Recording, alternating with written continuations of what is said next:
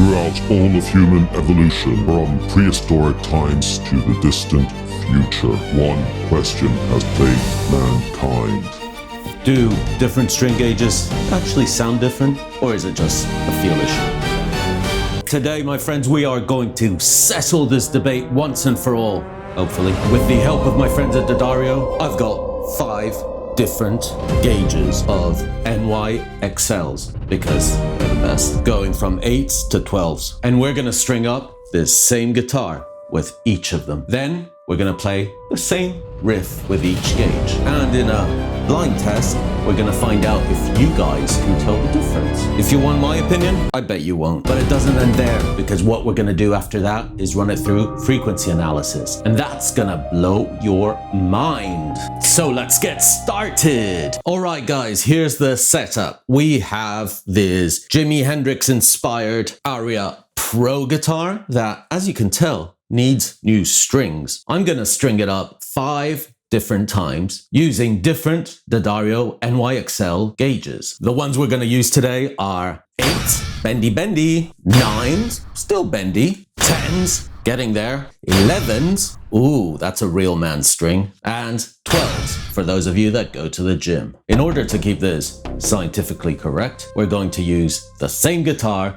through the same Tonex amp model. We're not gonna put too much distortion or extra effects because that just throws everything out the window. And we're gonna try to play the same riff with each of the string gauges. Oh, and I forgot, I'm also gonna use the same pick.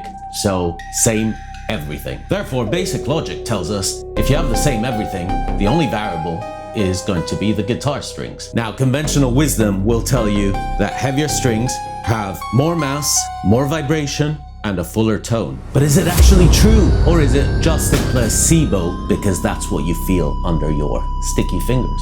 That's what we're gonna test today. And yes, I'm going to be tuning up using this beauty here. So we will be comparing apples to apples. Now all I've gotta do is string this beauty 5 different times.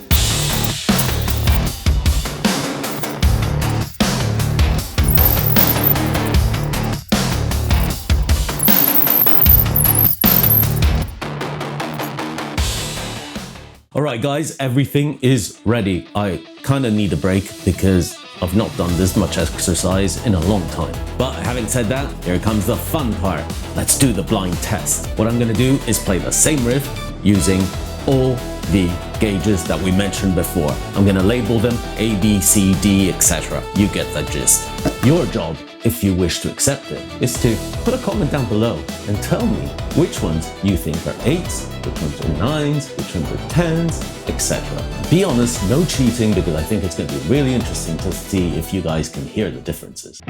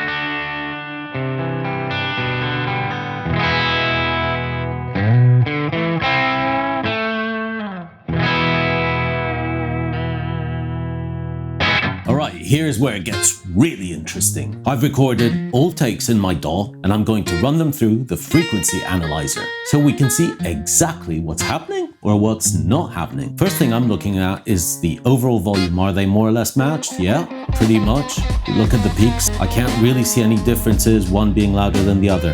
Then let's look at the frequency spectrum. If you exclude the differences in my playing, because it's almost impossible, I find personally, to play something the same way 5 times, the low end seems more or less there. There's maybe some tiny differences, but I can't see really any massive bumps or any differences in frequencies that would come down to the string size. So that extra mass giving us more low end or less high end, whatever it is, I can't really see that. A lot of people say that 10s are a really good mix because they hit the balance between playability and cutting through the mix. But again, looking at the spectrum analyzer, I can't see one that would indicate that they cut better in the mix than others. It's really not that simple. Maybe it's just down to how D'Addario makes great strings across the gauges. But for me, this is not conclusive at all. And so, okay guys, you know what time it is? It's the reveal time. Yes, I'm gonna tell you which ones were which. But before I do that, remember, put your guesses down below in the comments. And you know what? Let's make it even more interesting. The first one to guess it right will get a little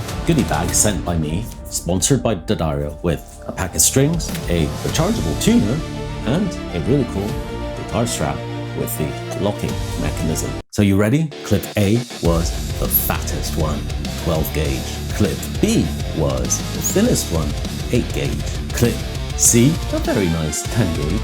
Clip D was strong 11s. And finally, the only one missing, clip E was 9 gauge strings. Did you get it right? But here's the thing, like, even if you didn't get it right, who gives a crap? It just shows how these things maybe are just in our heads, or fundamentally, you should just go with whatever feels comfortable. Although I tried to make this as scientifically foolproof as possible, it's very hard to do. And I am sure that if you look deep enough, there is a very, very, very subtle change. But quite frankly, 99%, including myself, I wouldn't hear it at all. Especially put in effects, put a distortion in there. No way. I doubt anyone would hear that. Ultimately, it just comes down to these. What does this all mean? I guess for me, it was a good learning experience because I never really tested them A/B and definitely didn't use software to see if there were any differences. Ultimately, the point is, if it does affect tone,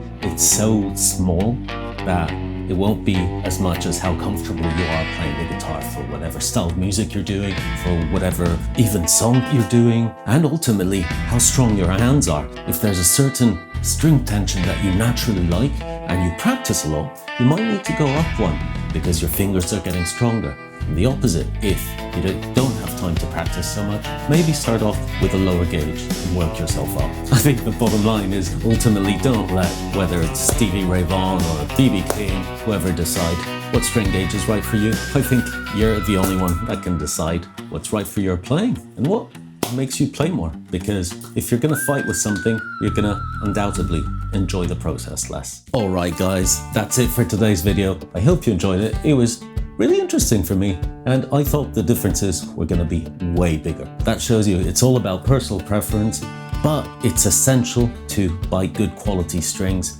and that's why I personally choose D'Addario, because across all the gauges that we tested today, didn't have any tuning problems. I didn't find that 11s tuned up better than 8s.